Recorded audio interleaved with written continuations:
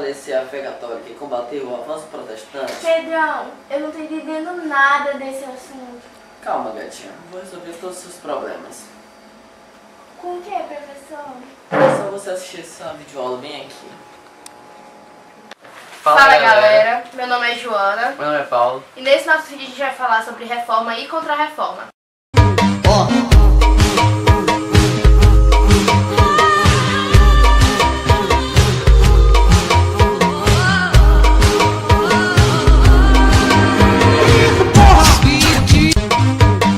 A Reforma Protestante ela ocorreu em meados do século XV e no século XVI, onde o contexto histórico que estava acontecendo era o renascimento comercial e urbano, onde as pessoas estavam saindo do meio rural, das fazendas, dos feudos, e voltando para as cidades, para os centros urbanos, e também voltando com as práticas de comércio. Com o renascimento, as pessoas passaram a ter novas ideias sobre o mundo e sobre as coisas, começaram também a questionar a igreja sobre vários hábitos dela que eles consideravam inadequados para a igreja. Então, foi nessa época que a Igreja Católica começou a perder muitos fiéis. Mas o que foi de fato a Reforma Protestante? A Reforma Protestante ela foi uma quebra, na verdade, cristã da Europa Ocidental, do mundo ocidental, onde a Igreja Católica ela concentrava todo o poder em suas mãos. E com o Renascimento as pessoas passaram a ter esse questionamento sobre a Igreja. A primeira Reforma Protestante foi liderada por Martinho Lutero e foi conhecida como Reforma Luterana. Martinho Lutero criticava algumas práticas da Igreja, como a venda de indulgências, a simonia e muitas coisas que não estavam de acordo com a Bíblia. A venda de indulgências se dava pela venda do perdão, através das cartas de indulgências, que os padres e bispos vendiam para os nobres para garantir seu lugar no céu, assim como a simonia. Só que a simonia se dava pela venda de objetos que foram supostamente tocados por Jesus Cristo, algum tipo de santo, como por exemplo as lascas da cruz de Jesus Cristo. E também a venda de cargos eclesiásticos, que acontecia muito. Como, por exemplo, um nobre poderia comprar um cargo de um padre ou de um bispo para garantir seu lugar no céu. Continuando as reformas, houve a reforma calvinista. A reforma calvinista teve como seu líder João Calvino. Essa doutrina tinha o princípio da predestinação, que dizia que a pessoa já era predestinada a ir para o céu ou para o inferno. E nisso, nenhuma indulgência poderia mudar esse destino. Para se reconhecer uma pessoa do bem, que ela ia para o céu, era só você ver se ela fazia um bom trabalho, se ela tinha dedicação e se entregava à igreja. A doutrina calvinista favoreceu as práticas capitalistas, com sua competitividade, individualismo e seu trabalho árduo. Para os burgueses, esse trabalho difícil e a predestinação seriam a salvação, já que eles não queriam entregar toda a sua riqueza para o clero. Os governantes daquela época não poderiam usurpar todo o poder, e caso eles fizessem isso, o magistrado local deveria intervir imediatamente, e logo após o povo. Calvino foi considerado o segundo patriarca da Reforma Protestante. O anglicanismo teve seu fundador Henrique VIII. A principal motivação de Henrique VIII querer criar essa igreja foi porque ele queria se separar de Catarina de Aragão e casar-se com Ana Bolena. Ou seja, ele queria se separar de uma para casar com a outra. E o Papa Clementino não deixou, porque ia contra os princípios da Igreja Católica. Foi o real motivo para a criação dessa igreja. Henrique VIII desobedeceu o Papa mesmo assim, não estou nem aí, e se separou de sua esposa, Catarina de Aragão, e casou-se com Ana Bolena. Esse ato fez com que ele fosse excomungado e causou muito tumulto na Inglaterra.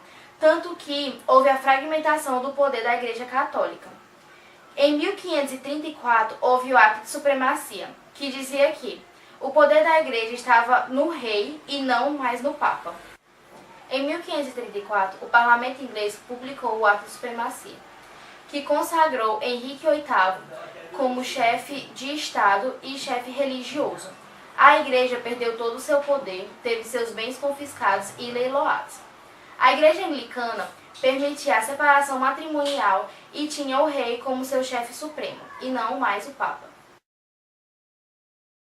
Fala galera, Meu nome é Pedro Filho. e eu sou a Julianina. A gente vai falar sobre a Contra-Reforma ou Reforma Católica. A Igreja Católica se viu obrigada a reagir diante dos avanços da Reforma Protestante. Isso deu-se o nome de Contra-Reforma ou Reforma Católica. Longe de promover mudanças estruturais e práticas do catolicismo, a Contra-Reforma estabeleceu um conjunto de medidas atuando em duas vias. atuando contra outras denominações religiosas e atuando na expansão da fé católica. As principais criações na Contra-Reforma foram a Companhia de Jesus, o Concílio de Trento e o Tribunal do Santo Ofício. A Companhia de Jesus foi criada em 1534 por Inácio de Loyola e seus membros eram jesuítas considerados soldados de Deus.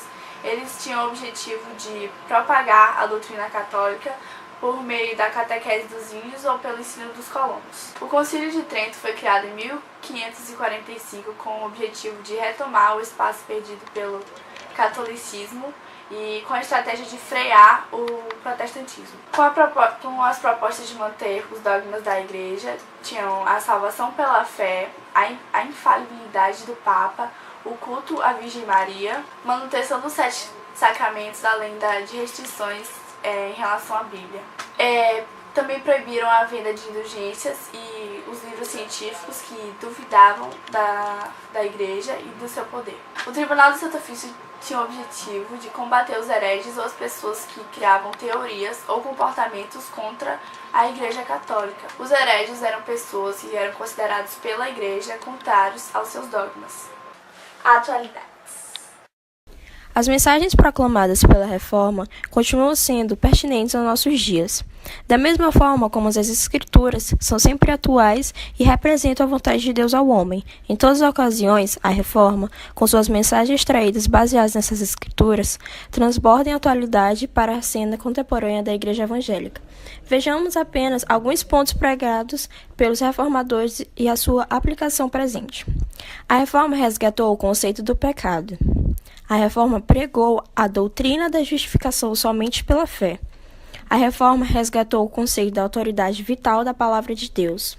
A Reforma redescobriu na palavra a doutrina do sacerdócio individual do crente. A Reforma apresentou, de forma clara e inequívoca, o conceito da soberania de Deus. E aí, galera do nosso canal, estamos aqui gravando nosso vídeo aqui. Não é o vídeo, não? Ah, pode crer, os patrocínios aqui, ó. Cafarma, Canete e Fábrica de Água Cocais. É nóis, tamo junto.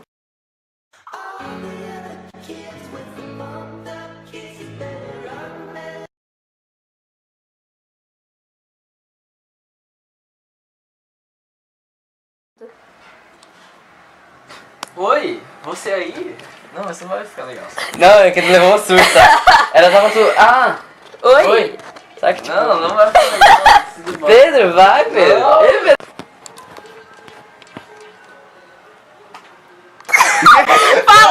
Oi! Tu tem que olhar, tipo, e tu fica meio... Ah, oi! Tá. Oi? Você aí? Não vai ter.